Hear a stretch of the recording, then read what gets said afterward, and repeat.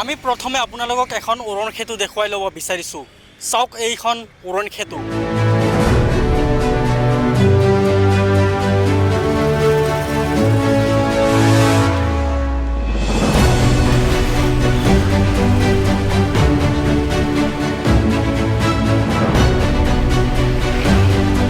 আপোনালোকে প্ৰত্যক্ষ কৰিছে এই উৰণ সেতু।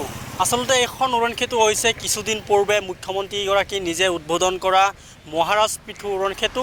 আৰু এই মহাৰাজ পিঠু উৰণ সেতু এতিয়াও 4 মাহ সম্পূৰ্ণ হোৱা নাই উদ্বোধন হোৱা, মুকলি কৰা।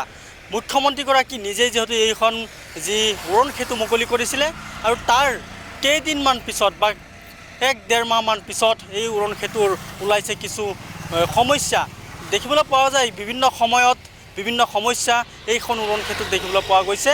কিন্তু সমান্তৰালকৈ কিছুদিন পূৰ্বে এজাক বৰষুণ আহিছিলে আৰু এই এজাক বৰষুণত দেখিবলৈ পোৱা গৈছিল এই ৰাস্তাতে বহু বাইক বহু গাড়ী আপোনাৰ আবদ্ধ হৈ পৰিছে। বহু বাইক পিছলি পৰিব লগা হৈছে এই উৰণ সেতুখনত, কিয়নো কাৰ গাফিলতিত আচলতে দেখিবলৈ এনে সমস্যা হৈছে এই উৰণ সেতুখনত। আচলতে কাৰ যি হেমাহেলিৰ বাবে এই উৰণ সেতুৰ আচলতে এনে দৃশ্য হ'ব লগা হৈছে। কিন্তু আজি আমি দেখুৱাইছোঁ আপোনালোকক পুনৰ চাওক কেনেদৰে পুনৰ নিৰ্মাণ কৰিব লগা হৈছে, পুনৰ মেৰামতি কৰিব লগা হৈছে এইখন যি উৰণ সেতু আছে মহাৰাজ পিঠু উৰণ সেতু। এই উৰণ সেতুখন আচলতে প্ৰায় যিহেতু নুনমাটিৰ পৰা দীঘলী পুখুৰীলৈকে যোৱা এই উৰণ সেতুখন পুনৰ মেৰামতি কৰিব লগা হৈছে। মাত্ৰ 3 মাহ হৈছে, 3 মাহ এতিয়া 4 মাহ সম্পূৰ্ণ হোৱা নাই। তথাপিও দেখিবলৈ পোৱা গৈছে এই ৰাস্তা আচলতে এই যি উৰণ সেতুখনৰ মেৰামতিৰ কাম পুনৰ কৰিব লগা হৈছে। আচলতে কোন ঠিকাদাৰৰ আচলতে গাফিলতিত ইয়া হ'ব লগা হৈছে, এই দৃশ্য হ'ব লগা হৈছে।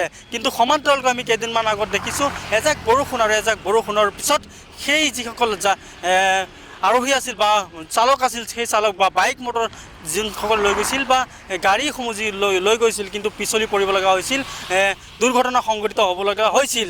কিন্তু এখন বেষ্টনীয়া আচলতে যি এখন দীঘলীয়া উৰণ সেতু, এই উৰণ সেতুত আচলতে এনে দৃশ্য কিয় আচলতে দেখিবলৈ পোৱা গৈছে। এই উৰণ সেতুৰ বিভিন্ন স্থানত বিভিন্ন ঠাইত আচলতে দেখিবলৈ পোৱা গৈছে এতিয়া তেওঁলোকে বিভিন্ন ঠাইত দেখিবলৈ পোৱা গৈছে তেওঁলোকে ইতিমধ্যে পুনৰ নিৰ্মাণ কৰিছে। আমি অকল এইখিনিতে নহয়, এই মহাৰাজ পিঠুৰ যি মহাৰাজ পিঠু উৰণ সেতুৰ মাজমজিয়াত আছোঁ আমি আৰু মাজমজিয়াৰ দৃশ্য এয়া। কিন্তু গোটেই উৰণ সেতুত আচলতে দেখিবলৈ পোৱা গৈছে সোঁ ছাইডে হওক বা বাওঁ ছাইডে হওক দুইটা ছাইডতে দেখিবলৈ পোৱা গৈছে পুনৰ মেৰামতি কৰা পৰিলক্ষিত হৈছে। আমি ইয়াত দেখুৱাইছোঁ আচলতে বেছিদিন হোৱা নাই, কেইটামান দিন হৈছে, কেইমাহমান হৈছে এই উৰণ সেতুখন নিৰ্মাণ কৰিছে।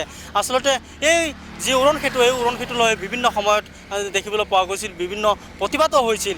কিন্তু এই উৰণ সেতুত আচলতে এনেধৰণৰ দৃশ্য কিয় হৈছে, আচলতে এতিয়া মাত্ৰ 4 মাহত যদি এই উৰণ সেতুখনৰ এনে গেৰাণ্টি দিব নোৱাৰে, আচলতে ভৱিষ্যততকৈ কি গেৰাণ্টি দিব এই উৰণ সেতুসমূহত যদি 4 মাহত দেখিবলৈ পোৱা গৈছিল এই দৃশ্য। আচলতে এক ভয়ানক ঘটনা আচলতে ক'ব লাগিব, যিহেতু যিসকল গাড়ী চালক আচলতে ভয় লাগে, বৰষুণ দিলে যিহেতু ভয় খাব লগা হয় এই উৰণ সেতুত। আৰু তাৰপিছত যিহেতু এক ভয়ংকৰ এক্সিডেণ্ট হৈছিল, আচলতে এক্সিডেণ্ট ক'ব যোৱা নাই, যিহেতু এক দুৰ্ঘটনা সংঘটিত হৈছিল। সেই দুৰ্ঘটনা সংঘটিত হোৱাৰ পিছত আচলতে দেখিবলৈ পোৱা গৈছিল তেওঁলোকৰ চকুত পৰি আচলতে চকুত পৰাৰ পিছত দেখিবলৈ পোৱা গৈছে পুনৰ মেৰামতি কৰা পৰিলক্ষিত হৈছে মহাৰাজ উৰণ সেতুখন।